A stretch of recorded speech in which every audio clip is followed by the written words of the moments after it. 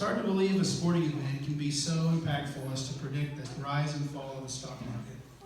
There's a 77% accuracy rate that, depending on which team wins the Super Bowl, will predict if the stock market rises for the year or falls.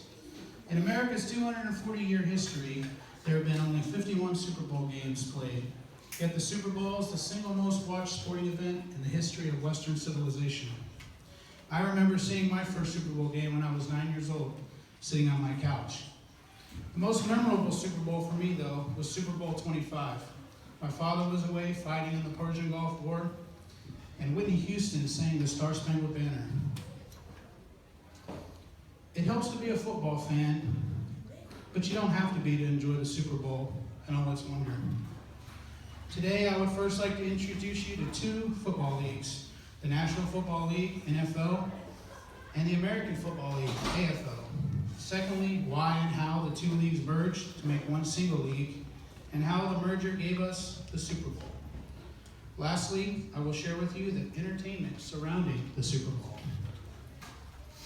On September 17, 1920, a group of men gathered in Canton, Ohio. The result of the meeting was the birth of the National Football League. In 1922, the league hired its first president, Jim Thorpe. The NFL started with 11 franchises. Only 2 of those original teams are still members of the NFL. By 1960, the NFL was strong and more popular than ever. The league had grown to 13 franchises. Teams like the Green Bay Packers, Cleveland Browns, and Washington Redskins, just to name a few, were part of the NFL. In 1958, the National Football League championship between the Baltimore Colts and the New York Giants drew 45 million viewers on NBC and established pro football as an entertainment commodity. Lamar Hunt, who was watching the 1958 championship game, was one of several businessmen who wanted in the NFL. After being rejected, he began to recruit businessmen from cities hungry for pro football to form a rival league. However, the NFL did not sit idly by and wait for the AFL to gain market share. Instead, it quickly expanded into Hunt's hometown of Dallas and into Minneapolis. The American Football League chose Oakland as a replacement for Minneapolis, as well as Los Angeles, Dallas, the Hunts franchise, which moved to Kansas City in 1962, New York, Buffalo, Boston, Denver, and Houston as the original 8 AFL cities. The AFL started in 1960, and it piqued fan interest with an entertaining product on the field, a high-flying aerial brand of football that contrasted the stingy defenses and running games of the older NFL. By 1962, the AFL had drawn 1 million fans to its games. In 1965, the AFL scored a television contract with NBC. The same year, New York Jets owner lured Joe Namath to the AFL with the biggest contract in pro football history. The two leagues began to compete over fans, players, and coaches. As neither league could afford a bidding war, owners soon began to talk a merger. Under the merger agreement on June 8, 1966, the new league would be called the NFL and split into the American League Conference and the National League Conference.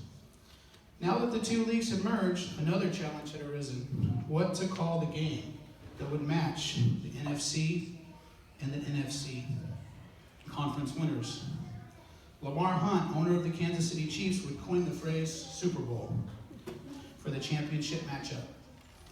It is said his knowledge from attending many Cotton Bowl games, along with a bouncy rubber ball called Super Ball that his kids played with, was the inspiration. For two fan bases, the Super Bowl is the ultimate experience. For the rest of us, it's a spectacular event we watch for entertainment. Two huge draws to the game are the halftime show and sports betting. Prior to the early 1990s, the halftime show was based around a theme and featured university marching bands, drill teams, and other performance ensembles. Beginning in 1991, the halftime show began to feature pop music acts such as New Kids on the Block and Gloria Estefan. In an effort to boost the prominence of the halftime show to increase viewer interest, Super Bowl 27 features a headlining performance by Michael Jackson. The halftime show now draws around 118 million viewers. The Super Bowl is the biggest one-day sporting event of the year. Each year, over $90 million is wagered on the game. What exactly do these people bet on? Of course, there's the simple pick of who will win the game. Bets on the big game also range from who will win the coin toss and what color will the Gatorade be that is dumped on the head coach of the winning team. The intention of the NFL was to create a game that would draw millions of people to it for multiple reasons, and it succeeded. Let me end by saying we can learn from such men like Lamar Hunt and recognize our desires can become reality. We can become part of something bigger than ourselves.